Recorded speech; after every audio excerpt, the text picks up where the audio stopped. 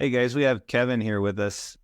We're doing a quick little podcast where we ask three questions and then we try to do a follow up in a year to see where you're at in about a year. And can you give us a quick little synopsis? Came from the retail finance space. I was a sales manager and account executive for a fintech company for about 9 years, and started with Job Nimbus about 9 months ago. Had the opportunity to go and work for Job Nimbus. I knew several people in the organization, and they really they were great people and took me on a tour of the facility and the people of Job Nimbus, and just an incredible facility, incredible vibe, incredible culture, which I think you've seen change a little bit. And Yeah. so it was an easy. I mean, it's as easy as it can be switching companies. It's never easy, but they made it. They made it pretty simple. Okay. And you said you lived in Texas for 9 years. I did. Yeah, the company that I worked for moved my family out to Texas, which we loved. We loved Texas. People, the food, culture, the outdoor living in Texas wasn't what it is in Utah. But anytime we have a chance to head back out to Texas, which in this industry is pretty often, we take full advantage and enjoy our times headed back. Oh, and so like my sister has like 3 acres in Tennessee and spent like $400,000 on it, which you can't do that in Utah at all. Texas, that's hard to do. So if I were single again, and the world were my oyster, I'd have to evaluate where I'd want to go, but there are options. Well, we're in California where everything's double. Yeah. So my Yeah. first question for you is, what has been your greatest failure? Oh, my greatest failure. Yeah, we love those questions. I guess success and failure are interesting terms. It's you always have a chance to learn. You always have a chance to grow. And one thing that I always regretted in life was the first house I owned in Utah. We sold it when we moved, and the thought had occurred to me to try and rent it out, but it would have been a bit of a tight squeeze, and financially and things like that. And we took what I consider now to be the easy route. We sold it for a loss. We lost like 30 grand when we sold that house. But in hindsight, I would have wished that I could have kept that house and rented it, especially as you kind of see what's happened in the market the last 20 years. So, yeah, I think a lot of times failure is just not like a fear of rolling the dice, or fear of failure, sometimes the biggest failure. And so that's one that I wish I had done differently. Yeah. And so the second question is, what has been your greatest success? I think my family is probably got to be one of my biggest successes. My wife and I, we've got a great relationship. My kids are amazing kids. We enjoy each other's company. They're respectful. And anymore, if you can have two kids that grow up respectful and who you enjoy hanging out with, and they enjoy hanging out with you, that's probably a big win. So I'd count my kids and my family one of the biggest successes. Man, that's the things that money can't buy. Yeah. So do you think that the situation with selling the house in Utah and moving to Texas helped your family grow closer together? Oh, I think so. In order that it helped us grow closer together, but it also helped my kids.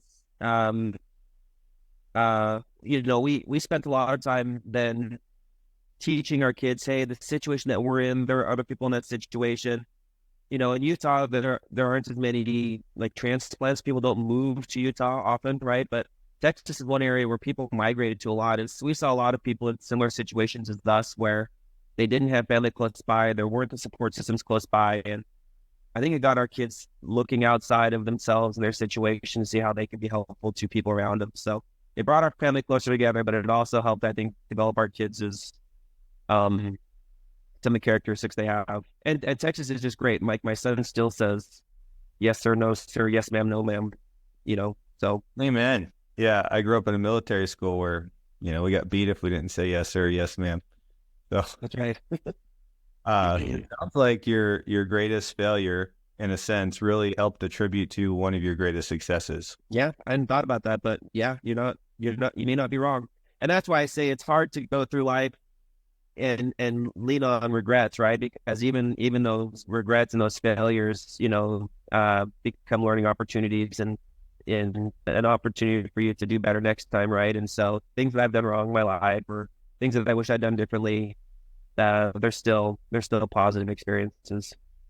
So Ty Backer up there, I never heard him speak before, but one thing I've never heard in all these conferences I've been to is he said, your employees need to be able to fail. They need to be able to make mistakes. That's how they grow in experience. And I never thought about that before.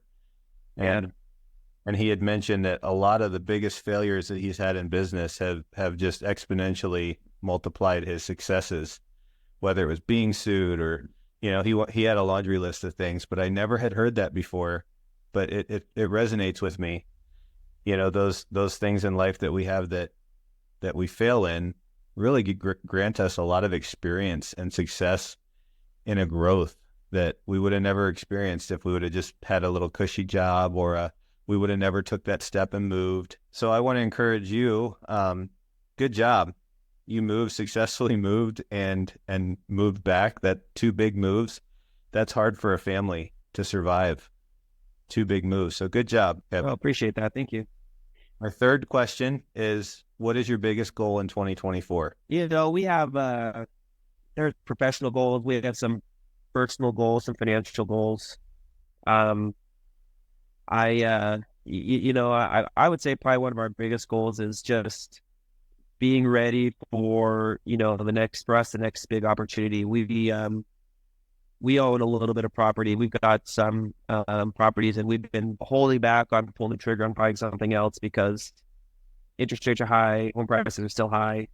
Yeah. And I don't want to get stuck in a situation where, we're upside down in some rental house. So for us, the goal is we just want our finances to, we want to get our finances in a situation where when the right opportunity presents itself, we'll be ready for it. And so right now we're in a wait and see, kind of prepare for the future mentality. So not a real smart goal, but it is something my wife and I refer back to, every month we review where we're at, and continue to evaluate when we're ready to do our next thing. So it is a goal, just not particularly a smart goal. We're in the same boat where we want to stretch out by faith. I'm a Christian man and want to stretch out by faith and not let necessarily all the steps be thrown out, where it's this comfort zone, but also the realization of the market and the interest rates and how easy it is to just get upside down these days with the inflation and stuff. So my recommendation, what we're doing is just we're praying. Me and my wife pray and just ask the Lord to please close doors that aren't supposed to be opened and open doors that you want us to walk through. So we understand. Yeah. Awesome. Yeah, that's good advice. So thank you for doing this, Keven. And we're going to try to get you a copy of this and we're going to share it on our podcast is called the Pion podcast. Okay, cool. Pion podcast. Pion is a pawn in a chess game. And okay. If a pawn can make it to the other side of the board, that's the goal, right? It's funny. So I'm going to quit the recording here and then I'll talk to you a little bit more here. You see recording.